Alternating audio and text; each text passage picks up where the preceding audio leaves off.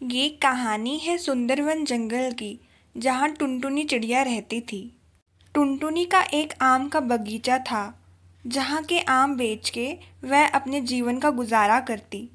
इसी जंगल में कल्लू कौवा अभी नया नया रहने के लिए आता है। अरे बंटी जी, नमस्ते। मैं कल्लू कौवा हूँ। मैं इस जंगल में अभी नया नया ही रहने आया हूँ। क्या आप मुझे बता सकते हैं इस जंगल में और कौन कौन रहता है, ताकि मैं सबसे परिचित हो पाऊँ। बंटी कबूतर कल्लू कौवे को सुंदरवन जंगल के बारे में विस्तार से बताता है कि यहाँ कौन कौन रहता है। कल्लू कौवा बहुत ही चालाक कौवा था। वह बातों ही बातों में बंटी से ये भी निकलवाता है कि इस जंगल में सबसे अमीर कौन है। इस जंगल में सबसे अमीर है टुनटुनी बहन। उनका बिजनेस तो क्या बताऊं जी, बड़ा ही तगड़ा चल रहा है। इस साल उनके आमों की खेती बड़ी जबरदस्त हुई है और उनके आम तो सोने के भाव बिक रहे हैं। बंटी कबूतर की ये बात सुनते ही कल्लू कौवे की आंखें लालच से चमक उठती है। यहाँ दूसरी ओर टुनटुनी दिन रात मेहनत करती।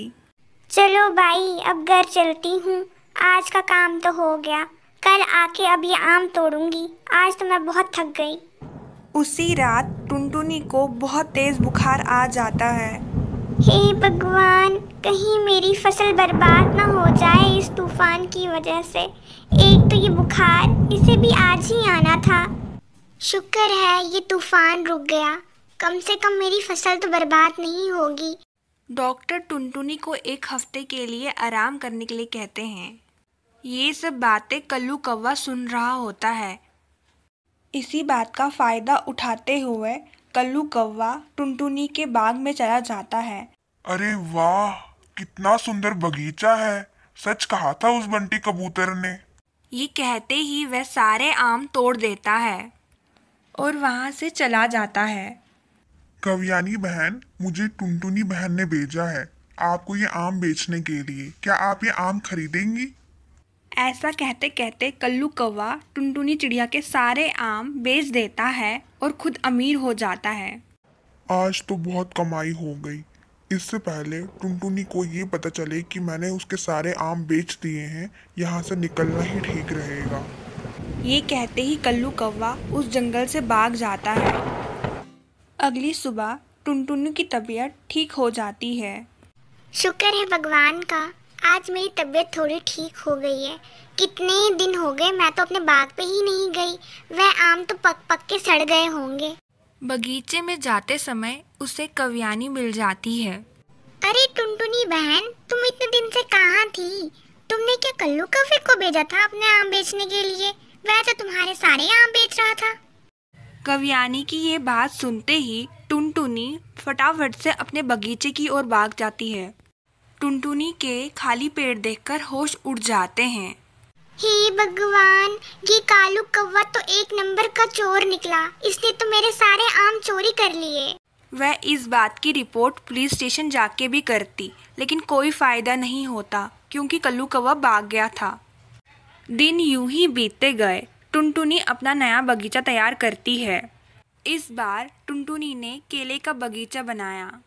कुछ ही वर्षों में उसका पूरा बगीचा बनके तैयार हो गया और वह दोबारा अमीर हो गई। टुनटुनी चिड़िया अपनी ऐसी फसल देखकर बहुत खुश हुई और वह अब पहले से ज़्यादा अमीर हो गई। कल्लू कौवे को भी उसके किए की सज़ा मिल गई। वह जिस रात टुनटुनी के पैसे लेके भागा था, उसी रात को उसका एक्सीडेंट हो गया था और वह जिंदगी भर के लिए अब चल नहीं सकता। किसी ने सच्ची कहा है, समय बहुत बलवान है। दोस्तों, आपको कहानी कैसी लगी कमेंट करके जरूर बताएं। Bye bye. ये कहानी है रमा और पायल की। रमा पायल की सौतेली माँ थी। रमा की एक और बेटी थी पलक। रमा पलक से बहुत प्यार करती, लेकिन पायल से सौतेला व्यवहार करती। पलक बेटा, जाओ जल्दी, आपको स्कूल के लिए देरी हो रही है। और तुम पायल, जल्दी जल्दी अंदर चलो और मेरा काम में हाथ बटाओ। मगर माँ, मुझे भी पलक की तरह स्कूल जाना है, डॉक्टर बनना है। तुम हो एक नंबर की गवार, बड़ी आई डॉक्टर बनने वाली। चल जल्दी जल्दी अंदर चल और काम खत्म करने में मेरी मदद कर। माँ की ऐसी बातें सुनकर पायल वहाँ से रोते रोते जंगल में आ जाती है। तभी अचानक से पायल को कोई अजीब सी आवाज़ सुनाई देती है। क्या हुआ पायल बेटा, आप क्यों रो रहे हो? पेड़ की ऐसी आवाज़ सुनकर पायल हैरान हो गई। पायल पेड़ को सब सच सच बता देती है कि कैसे उसकी सौतेली माँ उसके साथ बुरा व्यवहार करती है और उसे पढ़ा नहीं रही है। पायल, तुम फिक्र मत करो, मैं एक जादुई पेड़ हूँ और तुम्हें वरदान देता हूँ कि तुम खूब पढ़ोगी और तुम एक डॉक्टर बनोगी। पेड़ का ऐसा वरदान पाते ही पायल की जिंदगी पूरी तरह से बदल गई। समय यूं ही बीतता गया और पायल एक दिन डॉक्टर बन ही गई।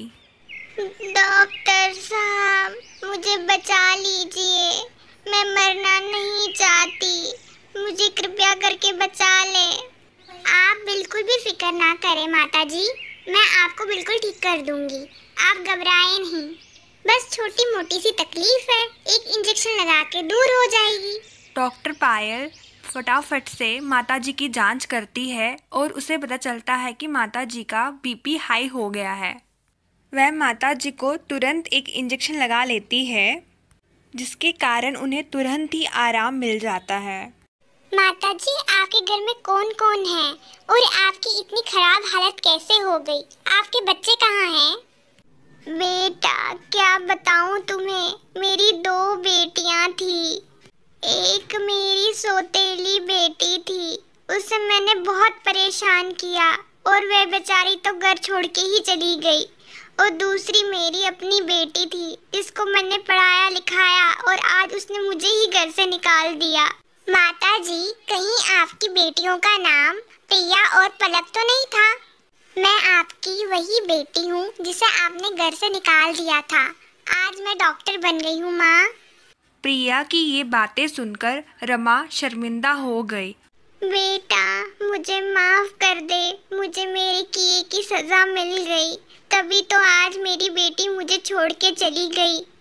बेटा, ये मेरे कर्मों का फल ही है। अपनी माँ की ऐसी हालत देखकर प्रिया अपनी माँ को माफ़ कर देती है और वह उसे अपने साथ रहने के लिए कह देती है। तो देखा आपने दोस्तों, किसी ने सच ही कहा है, जैसा बोओगे वैसा काटोगे। मैं आपसे फिर जल्द ही मिलूंगी, तब तक के लिए आप अपना ख्याल रखिए। Bye bye.